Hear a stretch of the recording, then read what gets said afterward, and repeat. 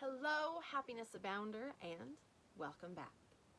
As we continue the discussion all about the curse of judgment, today I really want to lean into having grace, gratitude, forgiveness, whatever word resonates with you the most, but having that attitude of grace essentially for yourself and for others. One of my favorite phrases is, I don't know what I don't know. And the reason this is one of my favorite phrases is because in days like yesterday's episode, where I was sharing how I was kind of beating myself up with negative self-talk, a lot of what I beat myself up about is things that I feel like I should have known that now I do, but I didn't then. So I didn't know what I didn't know. Now I know I can go. And I know that's super rhymey and whatever, but you get where I'm coming from with this. You don't know what you don't know. When you do know, then you can go. Meaning, if I wasn't aware of what was happening over here, or I didn't know the action steps to take, then there's no way I could have prevented what happened. But now, I can look back and see that, so now I do know, meaning that I can go moving forward. That I can prevent that from happening again in the future, because I have it now in my past. But beating myself up for not knowing doesn't do me any good. I didn't know what I didn't know. Now I know I can go. Tracking with me here? That's the first thing for me, at least, about grace. Grace for myself. Because oftentimes it is that I didn't know, and I felt like maybe I should have somehow, magically, I should have been aware of that. And that's just not the case. Part of life is learning and growing. If we knew everything, it'd be pretty stagnant. And it wouldn't be the challenges that we get in our lives. So how does that relate to someone else? I think very frequently we judge other people on what we think we know. But the thing is we don't know what we don't know. That person who was a little testy with you today at work may have been up all night with 3 sick kids and still came into work because there were client meetings. You don't know what you don't know. That person cutting you off while driving may be on their way to the emergency room with a sick kid in the back, or they may be on their way to see their wife have a baby. You don't know what you don't know. And if we can really embrace a phrase like that, and you may find one that works best for you. This is the one that works for me. But if you can embrace a phrase like that, that allows you to give grace to yourself and grace to other people, then you can step into a world that's a lot less judgmental. And when you can step in a world that's a lot less judgmental, things really start to shift. Your relationships with other people, your ability to see other people for who they are instead of who you think they are, and that could be good or bad, right?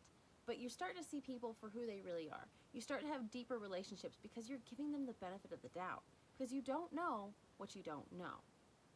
And then once you do know, you can go forward in whatever direction is best for you with that new information.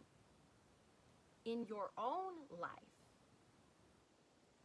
your relationship with yourself gets so much better. Now, this is something I struggled with for a really long time because I thought that if I wasn't beating myself up, I wasn't striving and I wasn't driven. I'll say that one more time.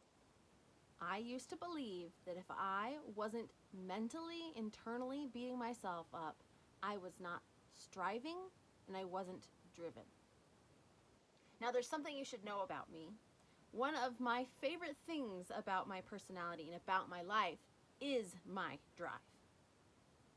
I love who I am in a lot of senses, but in the sense of being driven, moving forward, always progressing, having a ton of things on my plate. I love that about my life. So that was a really hard transition for me because I felt like if I wasn't beating myself up, that I wasn't being perfect then I wasn't driving, I wasn't striving for more, and that just could not be part of my personality. But here's the thing.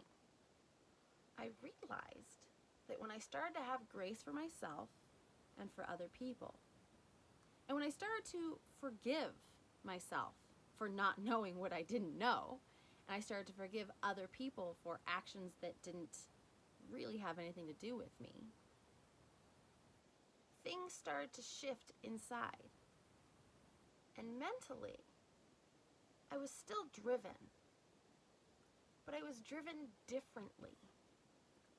To use the analogy of the carrot or the whip, I was whipping myself into being driven instead of being led by the carrot to being driven. What I mean by that is I was beating myself up thinking that that meant I was driven, when what I would do is I would beat the crap out of myself mentally, and then I would be so overwhelmed and so distraught and believing that I was a worthless piece of crap that I couldn't move forward. And then when I couldn't move forward, I was like, this isn't who I am. I'm a driven individual. What's wrong with me? And I felt broken. And then a whole spiral of emotions and negativity and extra aggressiveness would come out.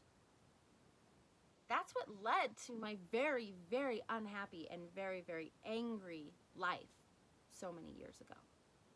But when I started to have grace and when I started to have gratitude for the situations that I could learn from, suddenly I wasn't whipping myself anymore, but I had something bigger in front of me. I had that carrot in front of me that I was striving and driving towards. And it changed everything. Because I could have positive self-talk. I could know who I am without the internal abuse that's self-imposed. So just like having grace and gratitude for those other relationships and reminding myself I don't know what I don't know, I can have that for myself.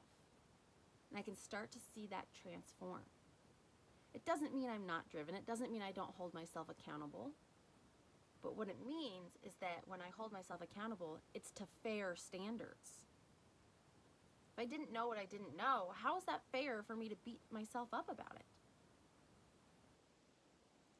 So, having grace is, whether it's for other people, yourself, or ideally both, sometimes you've got to start with one or the other, can break that curse of judgment.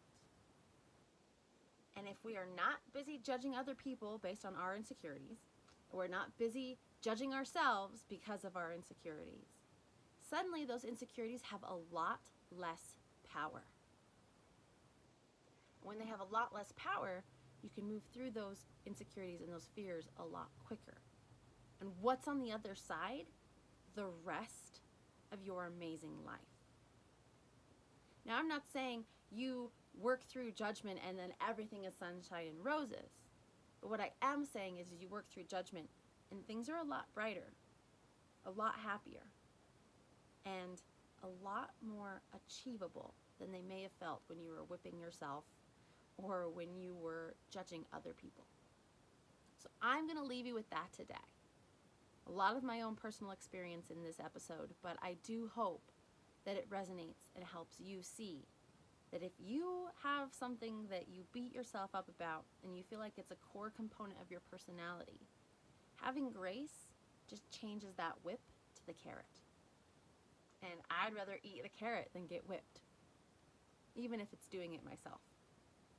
So, leaving you with that today, I hope that you can take this episode in, apply it to your own life, and I hope that if it did resonate with you, you would rate, review, and subscribe on your listening podcast platform of choice. It can help other people join us in this Happiness Abound journey. So, have a wonderful day. Be thinking about how you can provide grace and gratitude to yourself and to others. And above everything else, remember, you are capable of happiness abound.